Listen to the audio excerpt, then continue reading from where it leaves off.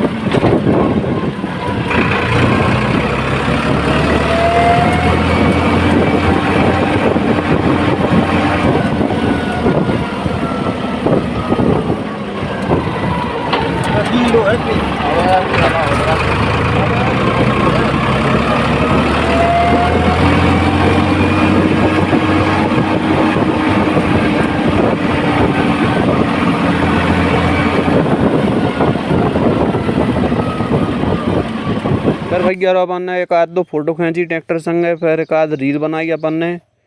फिर रील बना के अपन आ गए घरे। फिर रील बना के अपन ने घरे आके फिर लगा दो अपना ट्रैक्टर पार्किंग में, पापा जी ड्राइविंग सीट पे रहे। फिर अपन ने पहले ट्रैक्टर की साउंड चेक करो।